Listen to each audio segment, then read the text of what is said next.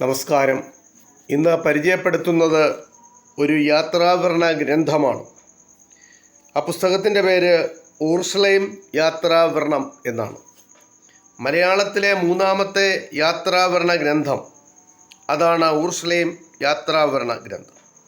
ഗ്രന്ഥകർത്താവ് ഗീവർഗീസ് മാർ ഗ്രിഗോറിയോസ് മെത്രാപ്പോലീത്ത, അതായത് പരിമല തിരുമേനിയാണ് ആ പുസ്തകം എഴുതിയത്. മെത്രാപ്പോലീത്ത വിശുദ്ധ നാട്, അതായത് ഊർസ്ലേം സന്ദർശിച്ചതിൻ്റെ സംക്ഷിപ്ത സുന്ദരമായ വിവരണമാണ് ഈ പുസ്തകത്തിൻ്റെ ഉള്ളടക്കം. ഊർസ്ലേം യാത്രാവിവരണം ഒരു സാഹിത്യ ഗ്രന്ഥമാണ്. സഞ്ചാര സാഹിത്യത്തിൽ ഇതിന് സമുന്നതമായ ഒരു സ്ഥാനമുണ്ട്. 1895 കോട്ടയം പഴയ സെമിനാരിയിലെ മാർ തോമസ് പ്രസിൽ നിന്ന് ഈ ഗ്രന്ഥത്തിൻ്റെ ഒന്നാമത്തെ പതിപ്പ് പ്രസിദ്ധീകരിച്ചു. പ്രചാരം സിദ്ധിച്ച ഈ ഗ്രന്ഥത്തിൻ്റെ ആദ്യ പതിപ്പ് 2 മാസത്തിനുള്ളിൽ വിറ്റ് തീർന്നു. രണ്ടാം പതിപ്പ് ആ വർഷം തന്നെ പ്രസിദ്ധീകരിച്ചു.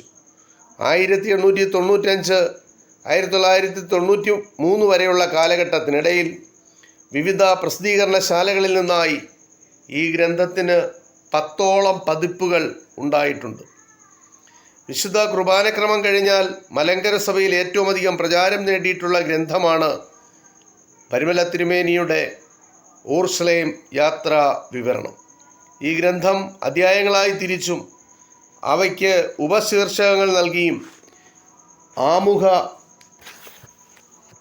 പഠനം ഉൾപ്പെടുത്തിയും 1980 ഗവേഷകനായ ഡോക്ടർ ശാമുവേൽ ചന്ദനപ്പള്ളി പ്രസിദ്ധീകരിച്ചു. ആ പുസ്തകത്തിൻ്റെ പേര് പവിത്ര രചനകൾ എന്ന പേരിൽ പ്രസിദ്ധീകരിച്ച ഗ്രന്ഥം യൂണിവേഴ്സിറ്റി തലത്തിൽ പാഠപുസ്തകമാണ്.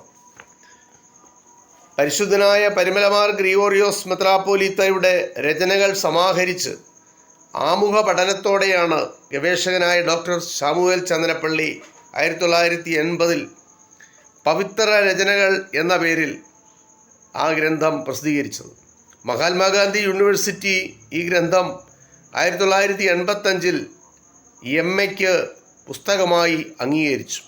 പരിമല തിരുമേനി രചിച്ച മലയാള സാഹിത്യത്തിലെ മൂന്നാമത്തെ സഞ്ചാര സാഹിത്യകൃതിയായ ഊർസ്ലേം യാത്രാവിവരണം അത് 1895 പ്രസിദ്ധീകരിച്ചതാണ്. ഇടയലേഖനങ്ങൾ, പ്രസംഗം, ലേഖനം, സ്വകാര്യ കൽപ്പനകൾ എന്നിവയാണ് പവിത്ര രചനകൾ എന്ന സമാഹാരത്തിൽ ഉള്ളത്. ഇത് ഇത്രമാത്രം ഈ പുസ്തകത്തെ പറ്റിയുള്ള ഒരു ചെറിയ വിവരം നിങ്ങളുമായി പങ്കുവച്ചു. ഇത് ഇത്രമാത്രം. നന്ദി, നമസ്കാരം.